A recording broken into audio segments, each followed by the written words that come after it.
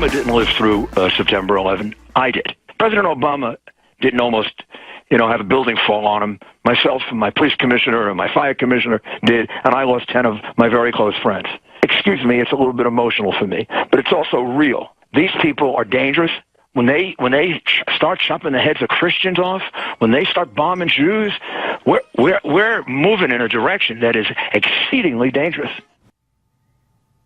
Yes, indeed. All right, but unfortunately, the mayor appears to have backed off in his Wall Street Journal editorial today. Joining us now on the Malzberg panel is the host of the syndicated radio show, The Roger Hedgecock Show, Roger Hedgecock, and founder of Less Government, Seton Motley. And gentlemen, Rudy Giuliani today, among other things, wrote, obviously I cannot read President Obama's mind or heart, and the extent that my words suggested otherwise, it was not my intention. When asked last week whether I thought the president was a patriot, I said I did, and I would repeat that. I bear him no ill will. In fact, think his personal journey is inspiring and a testament to much of what makes this country great. His personal journey, though, unfortunately, included some of the things Rudy Giuliani talked about. Sitting in a church for 20 years with the man who said GD America, being married by him, starting his political career in the home of a domestic terrorist, palling around with the people, Rashid Khalidi and others. So, Roger, is Rudy Giuliani chickened out here? Well, Rudy lives in, the mayor of all America lives in New York. I mean, what do you expect? Can you imagine the social interaction he's had since he made those first comments at that private dinner at Club 21 with Governor Scott Walker and the other luminaries on the right? So he felt pretty good in that room that night, but after he made those comments and they got out, he has to live in New York. But it is interesting that he hasn't backed off of his criticism of the actions that have been taken by this president that are, in Giuliani's view and in my view, your view, inimical to the interests of the United States. I think those are important comments, and others have picked up on it. What about it, Seton? Well, I thought it was funny that Chuck Todd at the top of Meet the Press bemoaned the fact that the media was so fixated on this, and then he went on to spend half his show on it. A week after Rudy Giuliani said this. Look, I never like to see a Republican or a conservative back down, but to what point and purpose was this comment anyway? You gotta play the course that's in front of you, and the media, the Jurassic press is awful, and they're gonna, if you're at all paying any attention and are all intelligent, that a comment like that is gonna eat everything up for a week to allow the media to not report on the myriad failings of the Obama administration. So I would prefer that these comments not be made. I mean, it doesn't really move the ball. In fact, I think it moves it backwards a little bit. But guys, how about fighting back and saying, wait a minute.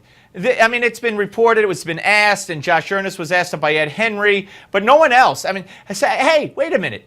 Rudy Giuliani specifically said, I'm not questioning his patriotism, but didn't Senator Obama, by the way, Rudy Giuliani's a private citizen. Didn't Senator Obama say that George W. Bush was unpatriotic when talking about his handling of the budget? Didn't President Obama call Republicans enemies and say they have to sit at the back of the bus or the back of the car? I mean, I could go on and on and on. Why don't we fight back? Well, this Roger? is, I think, what Steve, this is what Republicans ought to be doing, precisely this. It's unpatriotic to give Iran the notion that they can get the nuclear bomb, which apparently that new treaty with them is going to do. It's unpatriotic to ask the judicial system to allow the president unlawful actions in amnestying millions and millions of people in violation of laws passed by Congress and signed by previous presidents. Those are the unpatriotic things, and many other examples that ought to be brought up and brought to the fore rather than this kind of name-calling aspect of it. Let's get to the meat of it. Yeah, and I guess you agree with that, Seton. Yeah, look, we need to fight the fights that really move the ball forward, and I kind of view this as a bit of a distraction. The people that agree with it already agree with it. Look, we're 6 years plus into the Obama administration. People have pretty much made up their mind on Obama, and I think fighting this fight doesn't really move the needle. No. I hear you. But again, we should also point out that Rudy Giuliani was not even an invited guest at this dinner, this informal dinner. So it's not like he got up, he made a paid speech and got up and made a speech. This is a dinner table, and these were his comments. But anyway, we're coming back with more of the panel, folks. Roger Hedgecock, Seton Motley, and don't go away.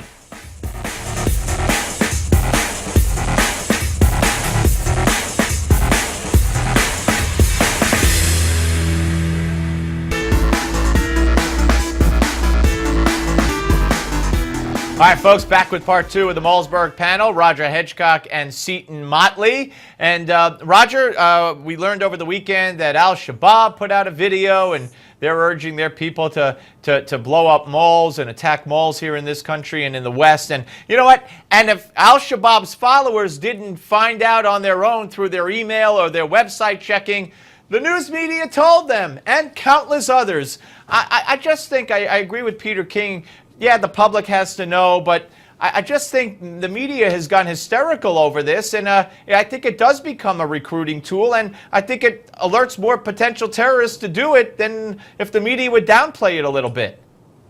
Well, the Mall of America in Bloomington is near the largest concentration of Somali refugees in the whole country. Right. Out of that population has come many recruits to go back to Somalia and fight for Al-Shabaab, the Al-Qaeda operation, the franchise there in Somalia. But on top of that, I'm a little suspicious that Jed Johnson made such a big deal out of this. Within 3 or 4 days of him having to muscle the Republicans in Congress for his $40 billion budget. So he's got to look relevant. He's got to look like there's immediate threat. This guy's got to scare Americans into pressuring the Republicans to get the money. So a little bit of that is going into this too. But the whole idea, of course, is that, yes, these folks that we know now from these videos, they would love to shoot down a whole bunch of innocent people in a mall and disrupt the economic, backbone of the consumer economy that we have in the United States. And there's no doubt, and there has been no doubt since the 9/11 Commission, that this is going to be one of the goals, to terrorize America in America at an elementary school or a mall or someplace where innocent civilians are going to be slaughtered. Yeah, I mean, Seton, it's amazing that in all these years it hasn't happened. Yes, it is. I kept thinking Richard was right, that every time they went to break at a news report, it was this news report brought to you by the Department of Homeland Security and Amazon.com. Right.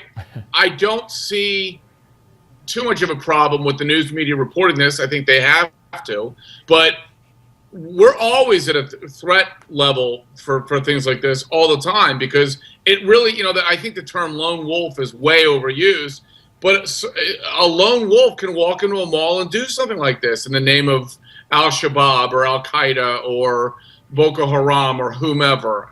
So, yeah, we've been very fortunate. I hope we continue to be just that fortunate.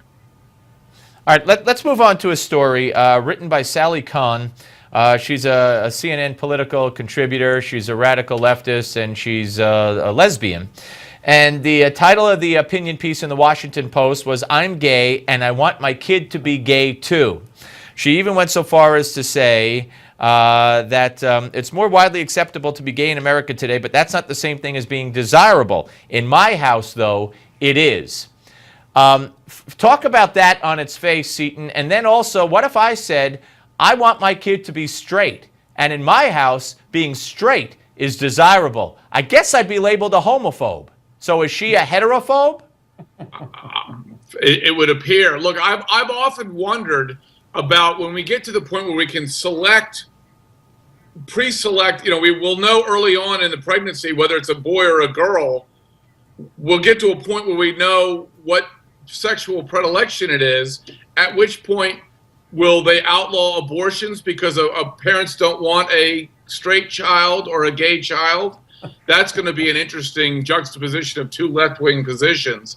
Yeah, maybe she's a heterophobe. I don't know. I don't.